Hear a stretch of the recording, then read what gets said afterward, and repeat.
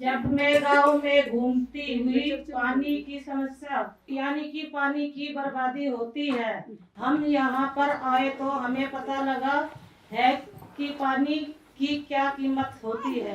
यानी कि हमने रास्ते में बोतल की पानी की वो मोल का ही तो पानी था और गाँव में बर्बादी होती है। तो इसका भी तो कुछ समाधान होना चाहिए। टंकी लोग पुलिस छोड़ देते हैं, समर सेविल चलाकर छोड़ते हैं, लोग देखते कहाँ पानी चल रहा कहाँ नहीं। एक ऐसा ही हमारे तो देश है जो इतना पानी गिरान हो रहा। एक ये राजस्थान है, हम भी घूम गए राजस्थान। और राज्य ऐसा है पानी के बिना 10 दिन रह लगे जी जगह मतलब। और एक भी हमारा राज्य ऐसा है 2 दिन भी नहीं रह सकते। अगर नाइट ना आवे 2 दिन में ही दुखी हो जा। तो हम चाहते हैं पानी को बर्बाद मत करो। मैं जल के बारे में कुछ बोलना चाहता हूँ थोड़ा सा। जैसे दीदी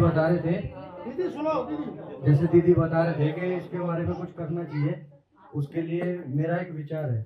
जैसे हमारी सरफरोशी टीम की लीडरशिप है, सारी जितने भी हैं, एक टीम बनाए और जो गांव वगैरह है उनमें एक दीवार पे लिखा जाए कुछ लाइनों में, और जहाँ पे जैसे कि चौक वगैरह है वहाँ लिखा जाए अच्छे से, उसे मतलब कि लोगों तक पहुँचाया जाए कि जल कितना जीवन के लिए अवश्य है।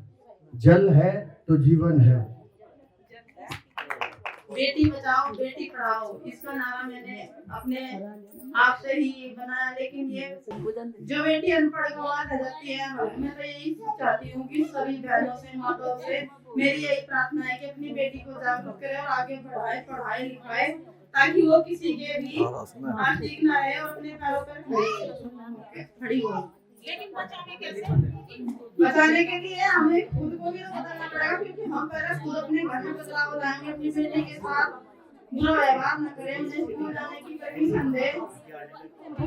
मेरा आपसे एक सवाल है कि बहुत सारे मुस्लिम परिवारों में लड़कियों को बाहर नहीं जाने देते पढ़ने के लिए। मदरसों में भेज देंगे लेकिन स्कूल नहीं भेजते, क्योंकि उन्हें लगे कि बाहर अगर लड़की जाएगी तो बिगड़ जाएगी। तो दीदी, आपने ये लड़की पढ़ाओ लड़की बचाओ लड़की पढ़ाओ ये नारा आपने बनाया है, ये आप ही मुझे ये बताओ कि हम कैसे जागरूक कर सकते हैं कि लड़की को हम उन्हें कैसे आगे कर सकते हैं कि वो बाहर पढ़ने के लिए भेजे, गांव में ही भले ही लेकिन स्कूल भेजे। हमारे जो परिवार है, जो मेरा खुद का परिवार है, इतना बेकार था क्योंकि लड़कियों को स्कूल जाने ही नहीं देते थे। उसमें परिवार में आके मैं नहीं आगे कदम बढ़ाया, क्योंकि उसी परिवार में मेरे ही बच्चे ऐसे हैं जो स्कूल जाते हैं। क्योंकि मैंने खुद को ही अपनी लड़कियों को आगे बढ़ाया, तभी तो दूसरों को हुआ कि महसूस हुआ जब इसकी लड़की पढ़ रही तो हमारी क्यों नहीं पढ़ सकती।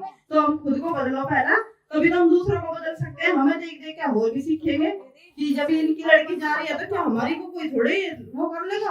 बताओ आप ही, क्योंकि मेरे मम्मी पापा ने मुझे इतना पढ़ाया लिखाया और मैं जिस एजुकेशन से गुजर रही थी, आज मेरे वो पढ़ाई मेरे काम आई है। नहीं, मैंने तो अपनी पढ़ाई दिखाकर मतलब मुझे कुछ नहीं आया, अभी पढ़ाई का कोई नहीं है। तभी तो मैं बोलती हूँ कि हर माँ बाप अपनी बेटी को पढ़ाए, क्योंकि पढ़ाई का कोई समय नहीं होता किस टाइम कब कहाँ काम आ जाए। तो तभी तो बोलते हैं हमें थोड़ी पता था कि हम इतनी ऊंची पोस्ट पे हम इतने बड़े परिवार में घुस जाएंगे सब पड़ोसी में। हमें थोड़ी पता था, हम तो सच सोचते थे कि हम वहीं अंधेरे में जिंदगी जीते रहेंगे, हम पड़े रहेंगे अंधेरों की दलदल जैसे हम गुजरते थे। तो हमारे मम्मी पापा ने हमें भी तो इतना मजबूत बनाया। कितने जब तो बहुत प्यारा था लड़कियों का, जब हम स्कूल जाते थे। जो हमारा सर पड़ोसी है ना परिवार, इसमें तो अनपढ़ भी सिर्फ घुसा कर बढ़ जा, रोक ही नहीं सकता कोई। मेरे गांव में एक भी परिवार में ऐसा नहीं है जो लड़की अनपढ़ हो। माउंटेन में मैं बता दूंगी अपने गांव में नहीं, मैं अपने गांव की बता रही हूँ। आपके गांव को तो देखो मैं गई नहीं, पर मैं चलूंगी तो देख भी लूंगी। यानी हर एक घर में एक घर में 3-3 नौकर है, 4-4 भी है, ऐसा भी है। और MA BEd पता नहीं कहाँ तक लड़की माउंटेनों में ही पढ़ी हुई है। और महिला डॉक्टर सबसे ज्यादा माउंटेनों में मिलेंगी, सबसे ज्यादा माउंटेनों में मिलेंगी। ये जो बात आ रही है कि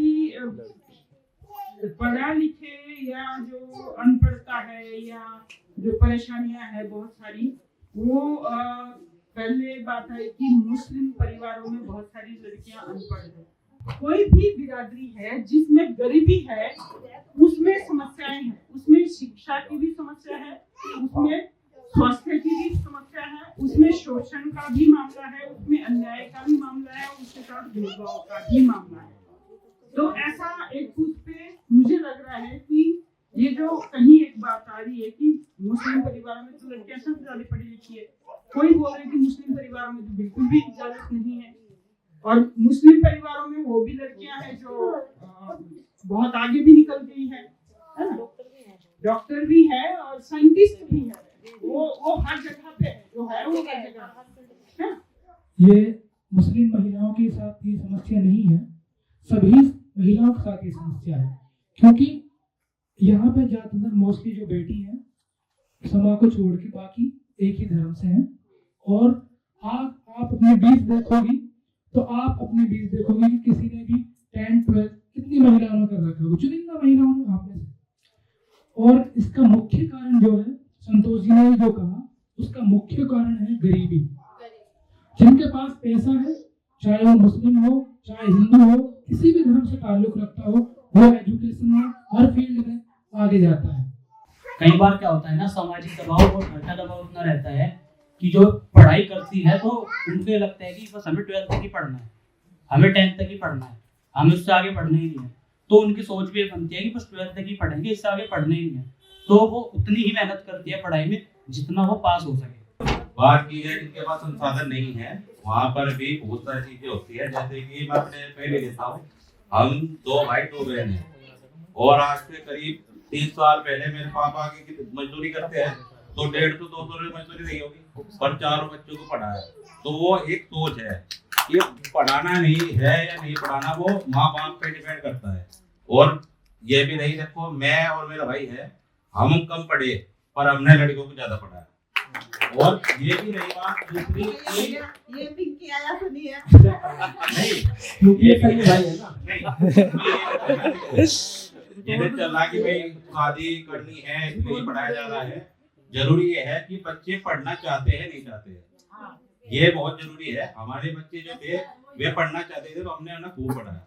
लड़कों को तो सब पूछते हैं, तो उनकी जो इच्छा है और उनके पीछे जो सपोर्ट करने वाले होने चाहिए बस। इससे हम अपने समाज में ये सीख दे सकते हैं, और अगर माँ बाप पढ़ें तो शायद जागरूकता यहीं से शुरू होती है। की